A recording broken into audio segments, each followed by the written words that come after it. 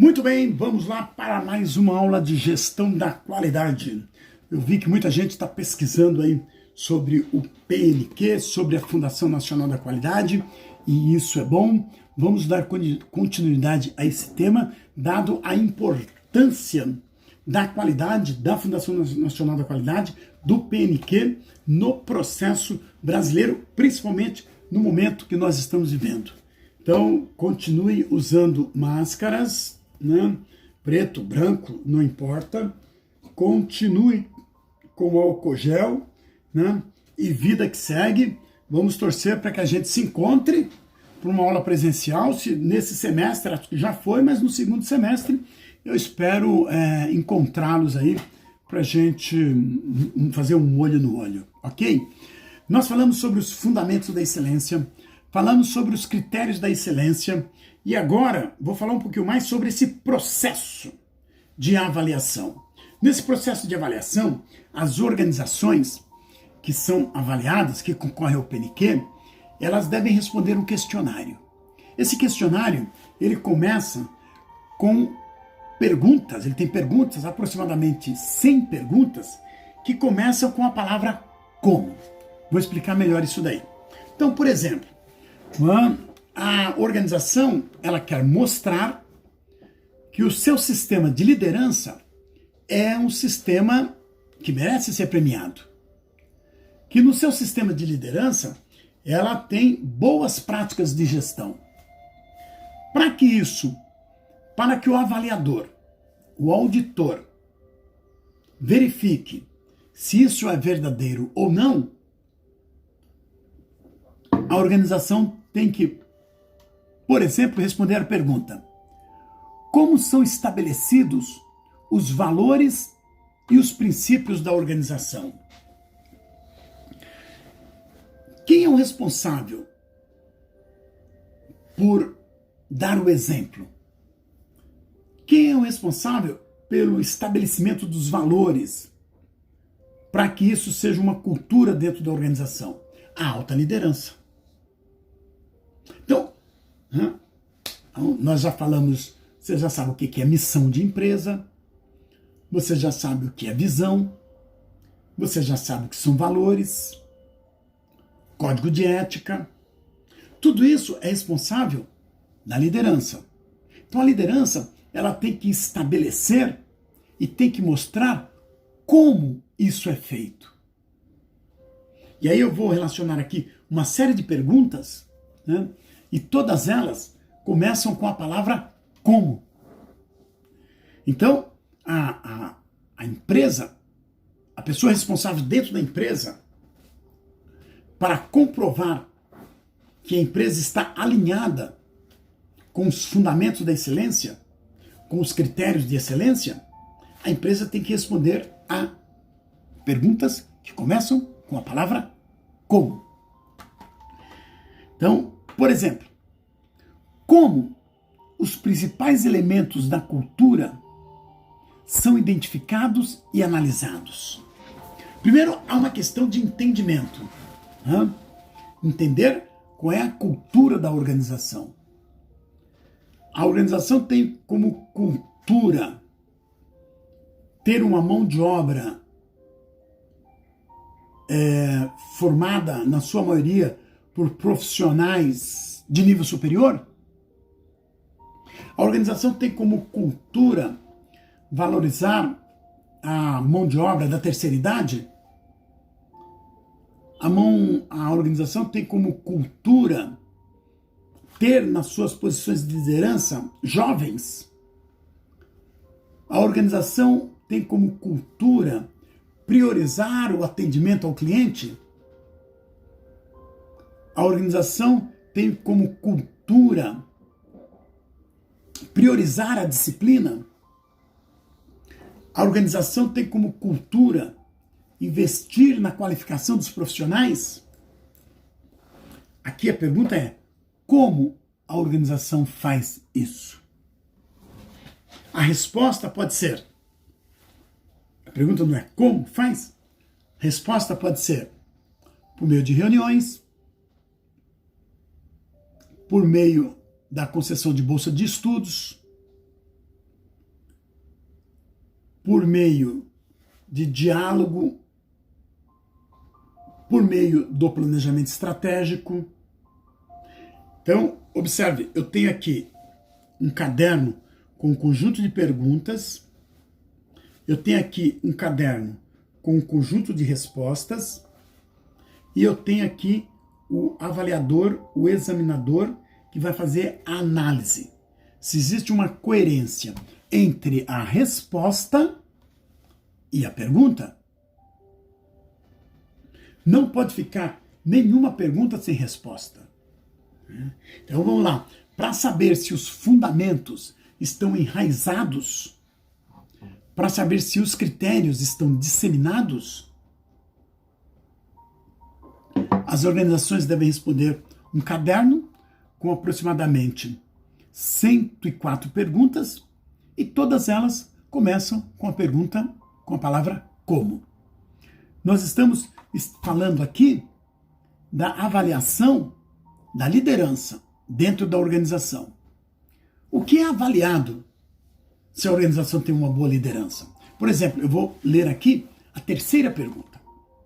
A terceira pergunta, ela começa assim: como a organização estabelece padrões de conduta e busca assegurar um relacionamento ético no ambiente interno e externo? Vamos interpretar a pergunta? Como a organização estabelece padrões de conduta? Como ela busca assegurar um relacionamento ético no ambiente interno e externo? Quando eu falo aqui de padrões de conduta, eu estou falando de educação. Eu estou falando que não existe fraude. Eu estou falando que os profissionais da organização são profissionais éticos, íntegros, que tem como característica o respeito, a responsabilidade, a iniciativa, o atendimento às necessidades e expectativas dos stakeholders.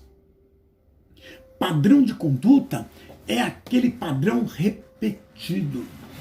Não importa a agência que você vai, não importa a unidade que você vai, todos os empregados têm o mesmo padrão de conduta. Bom dia, boa tarde, como posso ajudar? Isso é padrão de conduta.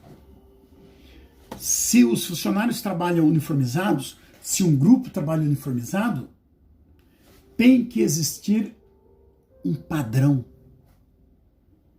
Tem que existir um padrão relacionado, por exemplo, com o recebimento de reclamações.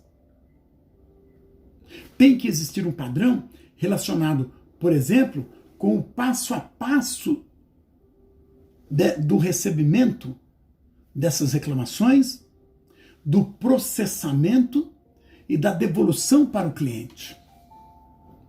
Tudo isso é responsabilidade da liderança. Então você tem que ter uma liderança aqui coerente, participativa, qualificada, que tem que dar uma resposta satisfatória para essa pergunta. Mas a pergunta, ela não fala só, ela fala de padrão de conduta no ambiente interno e externo. Então eu tenho que ter um padrão que vale para o ambiente interno e eu tenho que ter um padrão que vale para o ambiente externo. Percebe que não é fácil ser líder? Uma quarta pergunta, ela começa também com a palavra como. Como os temas para o desenvolvimento da cultura e para o engajamento das pessoas são comunicados à força de trabalho. Vamos interpretar? Eu quero saber como que os padrões, como que os elementos da cultura são comunicados às pessoas e como que as pessoas se engajam, se envolvem com esses padrões. Uma possível resposta Por meio do treinamento introdutório, todo empregado que chega na organização passa por um curso. Nesse curso, ele conhece a visão, conhece os valores, conhece a missão, conhece a cultura, conhece os seus direitos, conhece os seus deveres. Esse é um padrão e que também responde a pergunta, né? Então, as pessoas são engajadas, primeiro elas conhecem, e aí elas têm que se engajar. Só que a liderança tem que comunicar como esse processo acontece. Uma outra pergunta é a seguinte: como os processos gerenciais são melhorados? Qualidade tem um princípio básico que consiste na melhoria contínua. Aqui a Fundação quer saber o seguinte: como os processos são melhorados? Todos os processos. Aqui a organização tem que destacar o seguinte, né? Ela usa de criatividade, usa de inovação, usa do engajamento das pessoas, utiliza um processo de reuniões, utiliza um processo de análise, utiliza ferramentas da qualidade. Aqui a empresa tem que dizer como os processos são melhorados. Repetindo, quando existe coerência entre a pergunta e a resposta, o examinador, o auditor, pontua de uma forma satisfatória. Quando ele não encontra coerência, ele vai para a entrevista. Até agora nós estamos falando da leitura de relatórios. Nós temos um caderno com perguntas e temos um caderno com respostas. O examinador, a qualquer momento não, ele lê o conjunto de perguntas, ele lê o conjunto de respostas e ele anota as suas dúvidas e vai para a entrevista. A entrevista com os colaboradores. Então, o que a empresa escreveu aqui, os empregados têm que conhecer. Então, eu tenho uma pergunta, eu tenho uma resposta e eu tenho uma entrevista. E tem que ter coerência entre tudo isso. Então, o como não é simplesmente, não pode sair da cabeça do responsável pela elaboração do relatório. O como tem que ser uma prática consistente e que, de fato, existe na organização. Se não for assim, não faz sentido.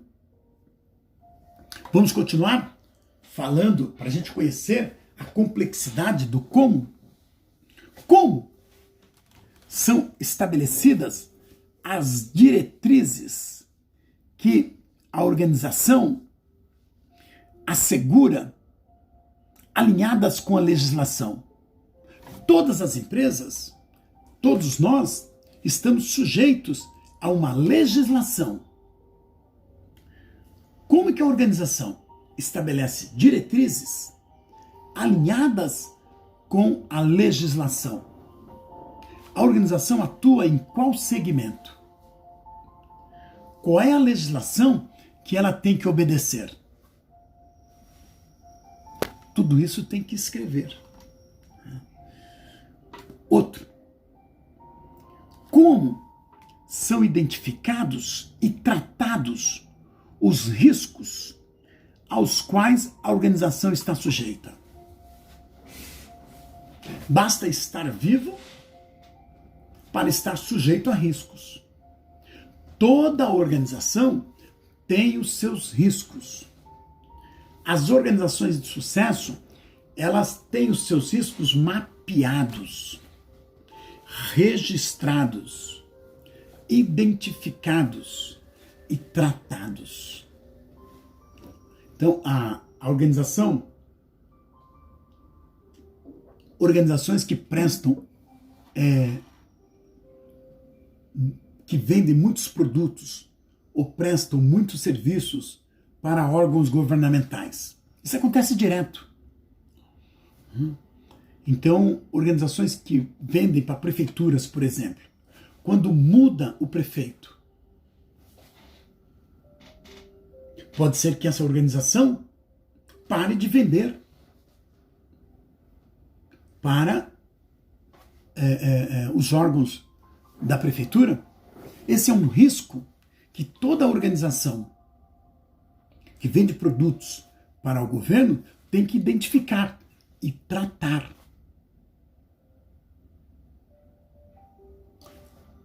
Ninguém conseguiu prever os riscos de uma pandemia. Mas estamos vivendo essa pandemia. Então, agora é o momento das empresas identificarem os riscos pós-pandemia. Os clientes continuarão? Os fornecedores continuarão? Os clientes conseguiram buscar outras alternativas? É um risco que muitas empresas estão correndo. Quando eu consigo identificar, analisar, eu consigo tratar. Aqui a Fundação quer que as empresas digam exatamente isso. Então você consegue identificar os riscos e tratar. Isso é feito nas grandes empresas, nas empresas de sucesso. A Fundação não pede isso por acaso. Pede isso porque isso é importante para as empresas sobreviverem, para as empresas crescerem. Outra questão: como as principais decisões são tomadas, comunicadas aos envolvidos e implementadas. Vamos interpretar? Decisões são tomadas todos os dias, por todas as pessoas. Decisões na vida particular têm um contexto, têm uma consequência. Decisões na empresa têm um outro contexto, têm uma outra consequência. Decisões dentro da empresa implica, muitas vezes, a manutenção ou não de dezenas de pessoas empregadas ou não. Como as decisões são tomadas? Apenas pela cabeça da liderança ou as decisões são tomadas em equipe? Ou as decisões são tomadas após uma discussão do principal líder com os seus engenheiros, com os seus diretores, com a sua equipe de coordenação, com os seus superintendentes? Como as decisões são tomadas dentro das organizações? Uma vez que eu consegui elaborar uma resposta para a pergunta como, agora eu quero saber como são comunicadas. Hoje as empresas têm os seus instrumentos de comunicação. Tem o e-mail, tem o WhatsApp, tem a rede corporativa, tem reunião, tem boletim. Uma vez que a decisão foi tomada, então o primeiro item dessa pergunta é como as decisões são tomadas. O segundo item é como são comunicadas. E o terceiro item, implementadas. Então a gente precisa entender.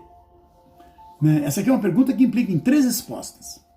Primeira resposta: como as principais decisões são tomadas? Como são comunicadas? Como são implementadas? Se a empresa não tem resposta para essas perguntas, na realidade, na prática, isso existe. Mas, presta atenção no que eu vou falar agora.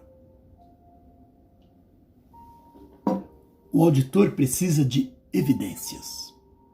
Então não é simplesmente falar. As decisões são tomadas nas nossas reuniões semanais de diretoria. São comunicadas pela intranet e são implementadas pelas lideranças locais. Eu estou dizendo o como, só que tudo isso tem que ter registro. Para tudo isso, tem que ter documento. Nesse processo aqui, não vale a fala. Nesse processo, vale o que está escrito. Lembra dos princípios da qualidade? Escrever o que se faz, fazer o que está escrito, auditar o processo. Quer mais um? Como?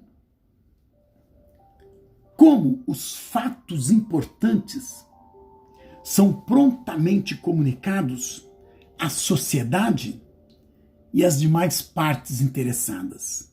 Vamos interpretar? Como os fatos importantes são comunicados à sociedade e às demais partes, ou seja, aos stakeholders. Como funciona esse processo? Por meio da imprensa? Decisões são... Aqui a pergunta ela é bem específica. Como os fatos importantes. Quando a empresa toma uma decisão de que a partir de amanhã os empregados vão ficar em home office. Quando a empresa toma a decisão de a partir de amanhã empregados que tenham mais de 60 anos deverão ficar em confinamento. Outro exemplo, a partir de amanhã, todo mundo tem que usar máscara. A partir de amanhã, todo mundo tem que usar luva para combater essa pandemia. Como que essas decisões são comunicadas aos stakeholders, à sociedade? Por meio da intranet? Por meio da internet? Por meio de reuniões? Tudo isso tem que ter um registro. Tudo isso tem que ter, né, um documento. Tudo isso é papel da liderança. E até agora nós estamos falando da avaliação que é feita em relação à liderança da organização.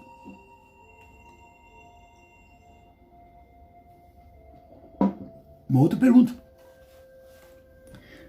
Como são identificadas as partes interessadas, relevantes, e como são conhecidos os seus interesses? Vamos interpretar? Uma empresa, ela tem partes interessadas. O sindicato é uma parte interessada da empresa.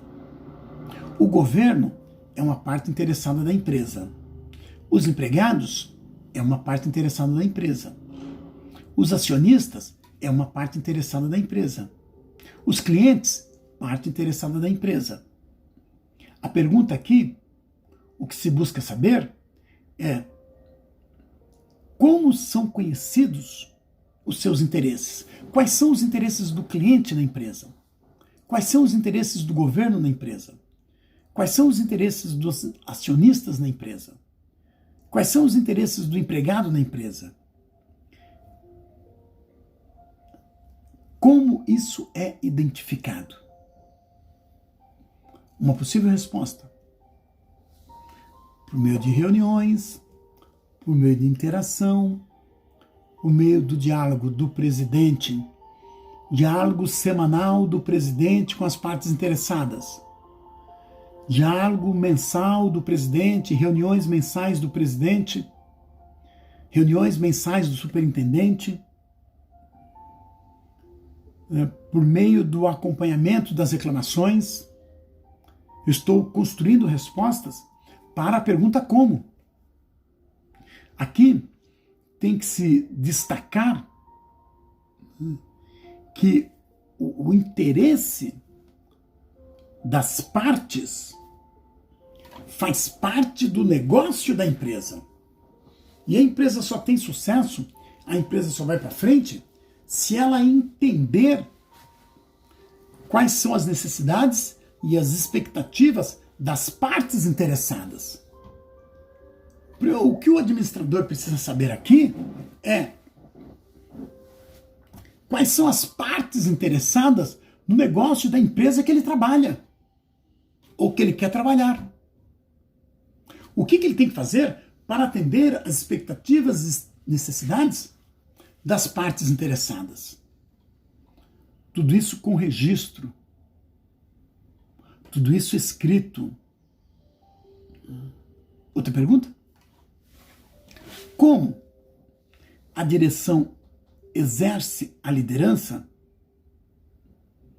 interage com todas as partes interessadas e com as redes mais importantes. Vamos interpretar? Aqui é bem direta para a liderança, né? Então, como que a liderança... Aqui, porque não é igual. A liderança, ela age de uma forma com o cliente, ela age de uma forma com o acionista, ela age de uma forma com os empregados, ela age de uma forma com o governo, ela age de uma forma com a sociedade, com a comunidade. Então aqui tem que ficar registrado como a liderança exerce o seu papel e interage com cada uma das partes interessadas.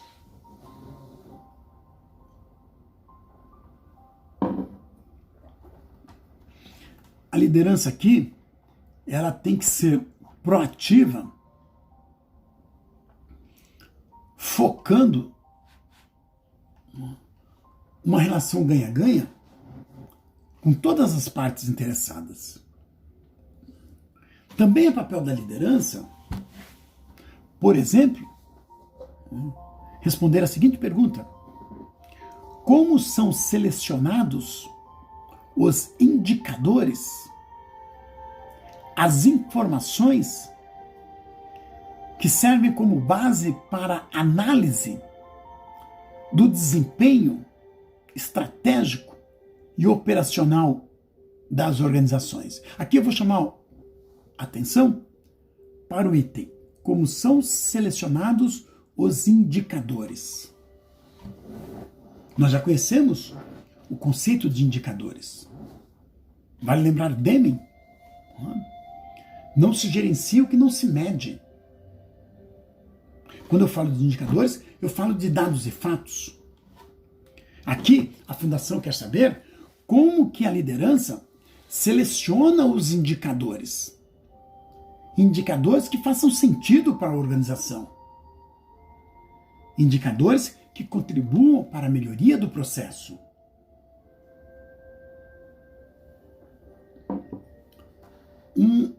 O indicador, por exemplo,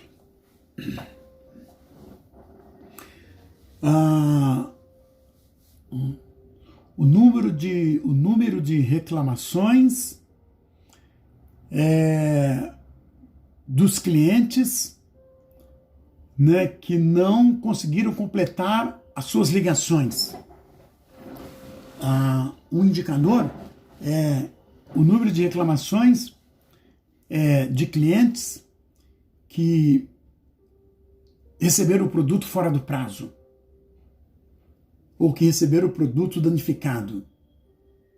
Então é o papel do líder estabelecer, né, indicadores que agreguem um valor. É papel do líder estabelecer uma forma de acompanhamento desses indicadores. É responsabilidade da liderança estabelecer de que forma esses indicadores serão utilizados para melhorar processos. De que forma esses indicadores serão utilizados para efetivamente gerar um valor. Aqui foi só uma introdução Eu abordei aqui no máximo 20 perguntas. A gente vai continuar esse tema, dado a importância. Faço o resumo e encaminho. Fui.